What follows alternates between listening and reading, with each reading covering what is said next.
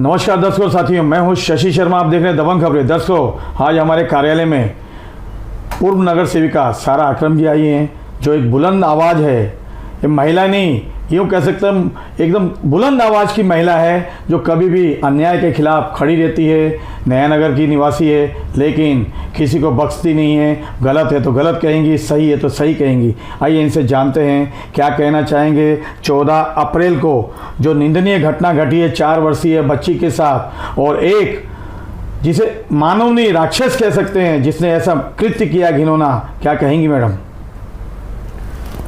शर्मा जी, पहले आए तो आपके माध्यम से मैं इस चीज़ की कड़ी से कड़ी निंदा करती हूँ, और अगर इसके अलावा निंदा के अलावा भी अगर कोई और अल्फाज हैं तो मैं वो यूज़ करूँगी, क्योंकि ये जो घटना घटी है और ये जो हुआ है ये बहुत ही शर्मनाक है। ये जो हुआ है ये उस बच्ची ने उस चीज़ से क्या सहा है, और उसकी माँ एक औरत होने के नाते उसकी माँ क्या सह रही होगी, ये मैं समझ सकती हूँ। और मेरा तो ये मानना है कि जिस बंदे ने ये किया है ना, वो इंसानी कहलाने के लायक नहीं है। उसका कोई धर्म नहीं है, कोई मज़हब नहीं है, क्योंकि कोई धर्म कोई मज़हब ये चीज़ को सराहनीय नहीं करता है। कोई मज़हब, कोई ग्रंथ, किसी की बुक या जो भी है XYZ, कोई रिलीजन इस चीज़ को जो है हर रिलीजन इस चीज़ को डिनाई करता है। तो इसका मतलब साफ जाहिर होता है कि ये किसी मज़हब का ही नहीं है। ये इसने इतना घिनौना काम किया कि ये राक्षस ही कहलाने के लायक है, और राक्षस का तो खात्मा ही होना चाहिए। जैसे आप लोगों को पता है कि सऊदी में भी ये रूल है कि अगर ये हुआ है, ये किसी ने किया है, तो सीधे जो है उसको सरेआम लेके जाके सर धड़ से अलग कर दीजिए, ताकि लोगों के दिलों में खौफ हो इस चीज़ का।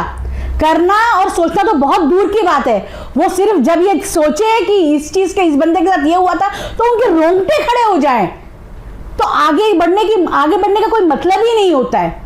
तो मैं तहे दिल से जो है पुलिस प्रशासन से और जो है हमारे वकीलों से और हमारी अदालत से ये दरखास्त करूंगी कि इसका जो है सख्त सख्त इस पे कार्रवाई की जाए, इस मामले को जो है फास्ट ट्रैक में डाला जाए, और इस बंदे को जो है ना इस पे बहुत कड़ी जो है उस पे कार्रवाई की जाए। और अगर ये नहीं होता है तो आप एक काम कीजिएगा, आप इस बंदे को हम पब्लिक के हवाले कर दीजिएगा।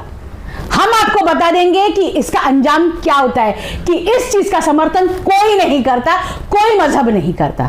मैं तो ये सोचती हूँ कि आप ये सोचिए कि 4 साल की बच्ची, उस पर क्या बीत रही होगी, उसको क्या समझ में आ रहा होगा।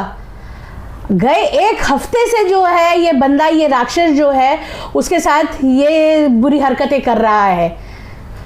तो ये बात आप सोचिए कि 1 हफ्ते तक उस बच्ची ने ये चीज़ बर्दाश्त की, और फिर बर्दाश्त नहीं हुई तब उसने जाके अपने पेरेंट्स से ये चीज़ कहा, और उसने इतना तक कि उसको धमकी दी कि मैं तुझे जो है मुर्गी के जैसे काट दूंगा। मैं तो ये सोच के मेरे खुद के रोंगटे खड़े हो रहे हैं।